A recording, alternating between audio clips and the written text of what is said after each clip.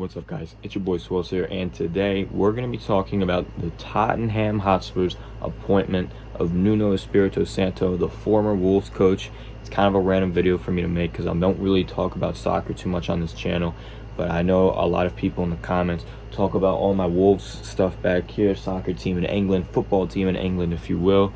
And Nuno was Wolves' manager for the past 4 seasons. He did a terrific job with the club, and then recently I think he was sacked. They say mutual consent. I think he was probably sacked, and somehow he's found his way. He's kind of stumbled upwards in terms of club stature, club budget, club atmosphere. Tottenham's a much bigger club than Wolves are, obviously, and despite being in quite a bit of trouble right now, they're in quite a bit of chaos. It's certainly not a bad place to be as a coach, considering it looked like, if Nuno hadn't gotten the job, considering he's been out of a job for a few months, it's clear that his options were probably just as limited as Tottenham's options were. So let's talk about the appointment. I think for Tottenham, it's probably almost the best that you can get in a way. Considering Antonio Conte didn't work out, I didn't really agree with the idea of going after Paulo Fonseca. I don't rate him as a manager. I really don't. Countless options over and over. Eric Ten Hag, another guy that probably would have been a decent appointment, but didn't work out. They could have went after Steven Gerrard.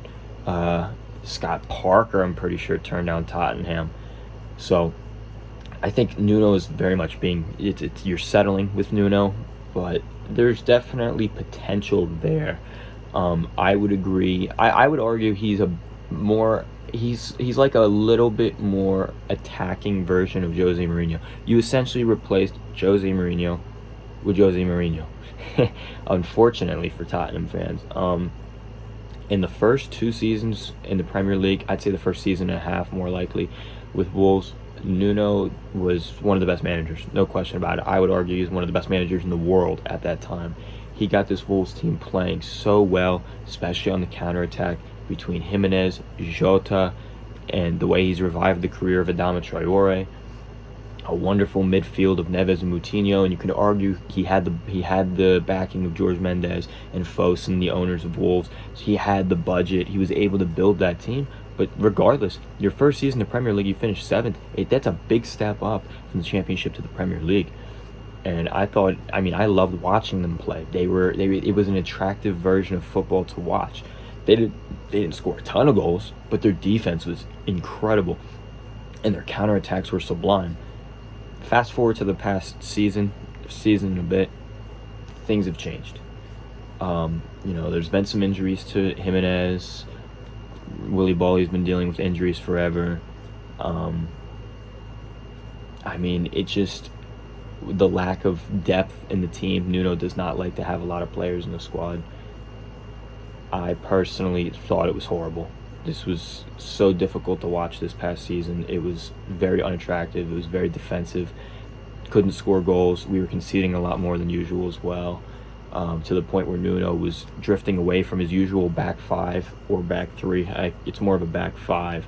Lost Doherty, Jota, who was terrible after lockdown for Wolves, ended up finding form at Liverpool. We didn't replace those guys.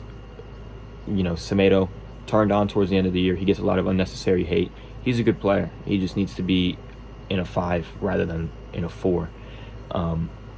He just wasn't great with tactics. He kind of looked clueless at times. He was just throwing things together and hoping it would work. And there was one point, I want to say around January or February, where it looked like we could be threatened with relegation. And I never really thought that was a serious threat, but we were down there for quite a while. We weren't far off.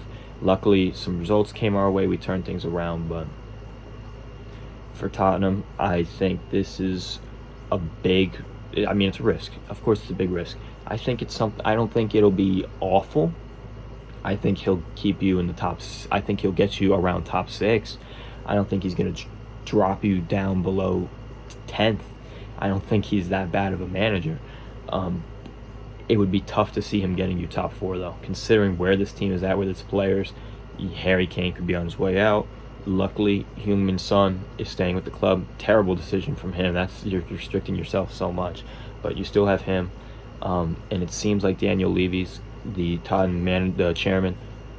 It appears he's going to be opening up the checkbook this summer to really allow Nuno, I guess, who's the manager now, to spend to bring in players.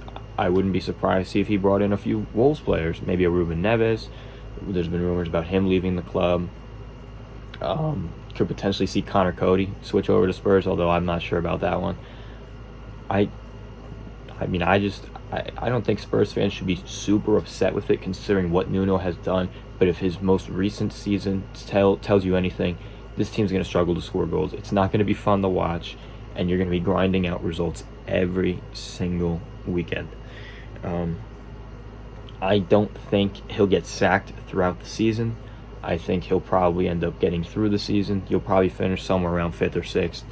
If, depending on how the summer window goes, maybe even, 7th, 8th, 9th, depending on how teams like Leicester, West Ham, Everton, perhaps with Benitez, if they find form, even Wolves with Bruno Lage, maybe they turn things around. There's a lot of things still to be done. The transfer window obviously still has to happen, and I think you get a clear idea of how things will go after the transfer window ends. But I don't think Spurs fans should be super disappointed with this appointment. There weren't a ton of great coaches out there, considering a lot of them have already been snapped up. It is what it is.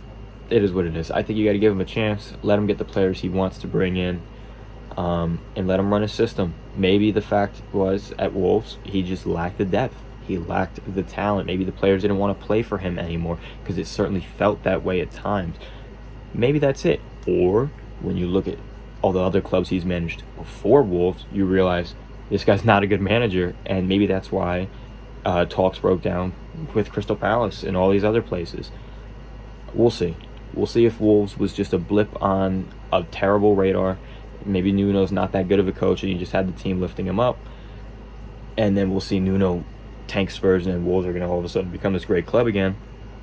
Or we're going to see that Nuno just needed better players, and he's going to get Spurs an opportunity into the top 4. Let me know what you think in the comments, Spurs fans, football fans, Wolves fans, whatever fans in general. Leave a like as well if you enjoyed. Comment, subscribe, helps me out. And take care, guys. Peace out.